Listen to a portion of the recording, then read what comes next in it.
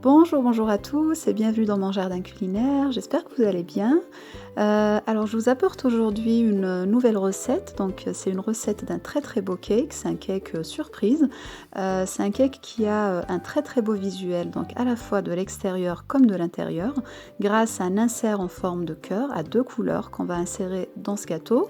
Donc si vous êtes nouveau sur ma page, je vous invite tout de suite à vous abonner à ma chaîne, donc en cliquant sur le bouton s'abonner qui s'affiche en bas à droite de votre écran, et je vous invite également à appuyer donc à activer la cloche de notification pour ne rien rater de mes nouveautés sur ma page.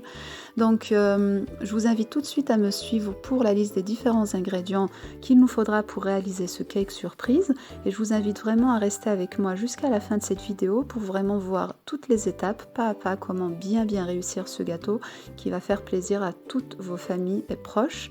Donc je vous retrouve tout de suite pour la liste des différents ingrédients. A tout de suite.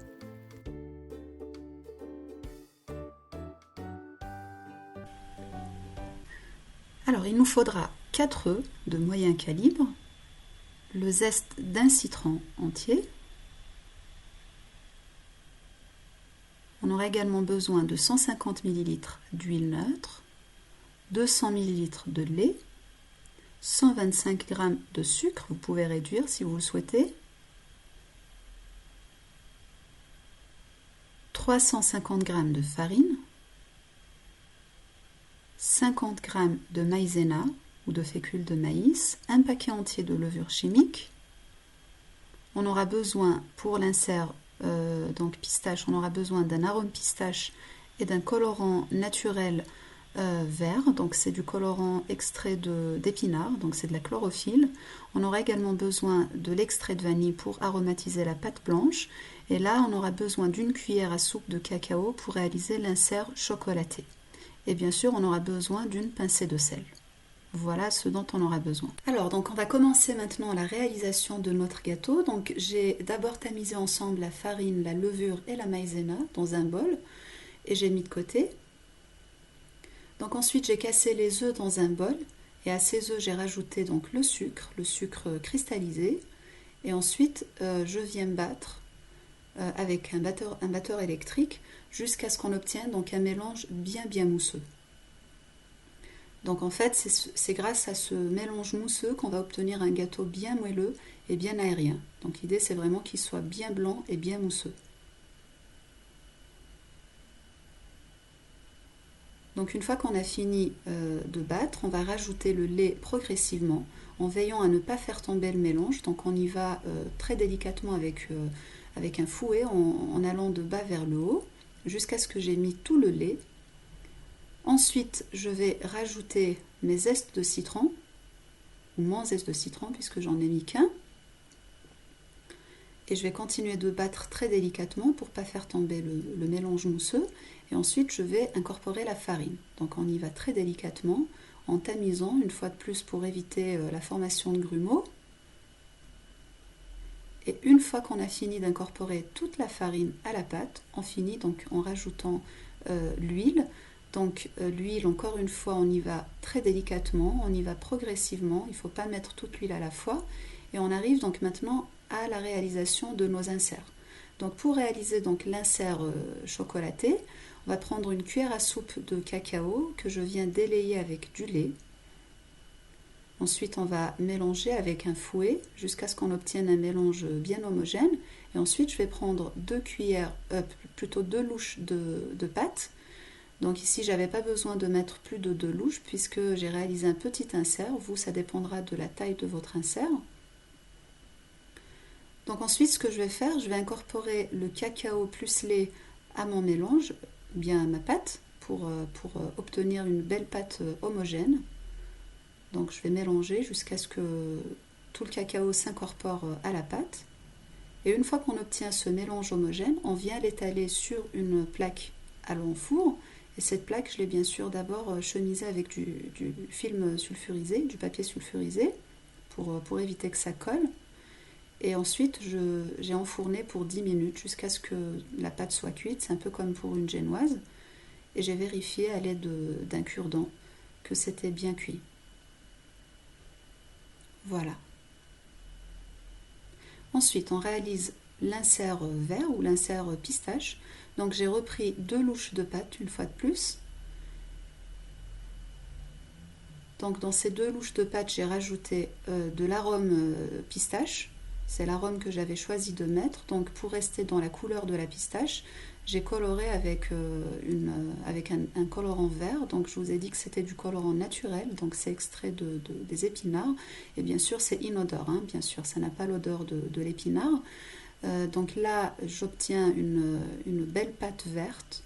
Alors, il faut faire attention pour les colorants. Il y en a qui colorent trop, il y en a qui ne colorent pas assez. Donc ça, vous faites bien attention. Et ensuite, j'ai enfourné, comme pour la pâte brune.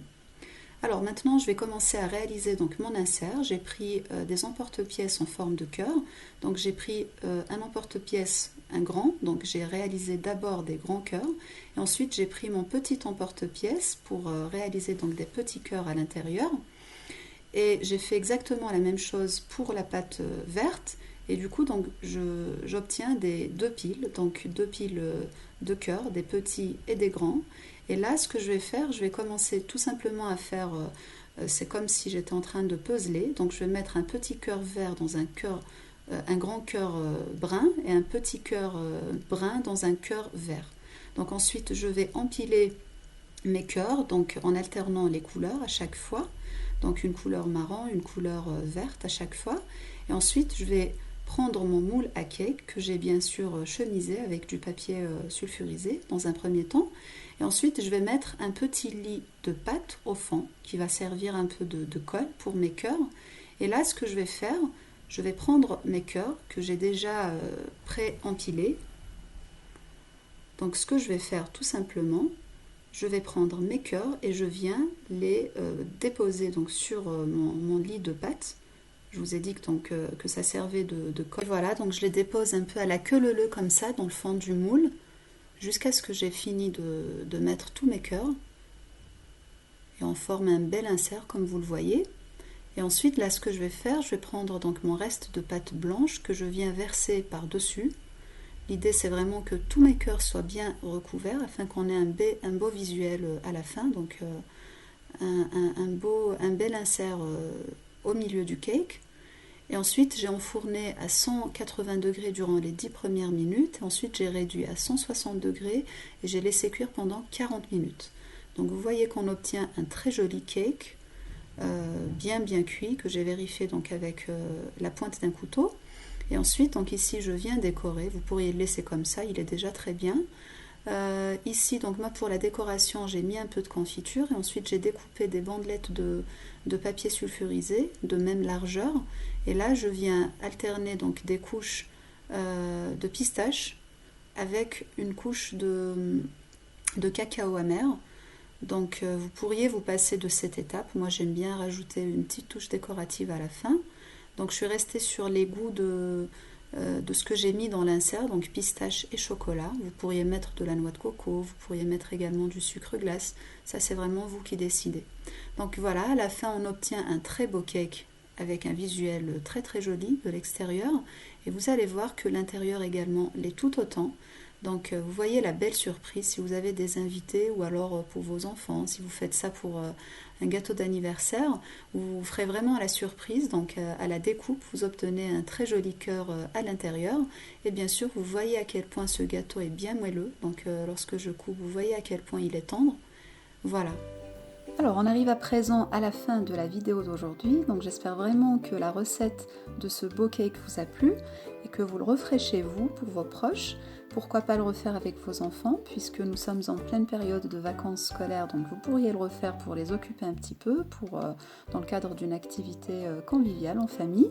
Donc si cette vidéo vous a plu, faites-le moi savoir en me faisant un petit j'aime, en cliquant sur le pouce en bas de cette vidéo. Faites-moi également un petit commentaire pour me faire vos retours, pour me faire des petits encouragements également. Ça me fait toujours plaisir de les lire.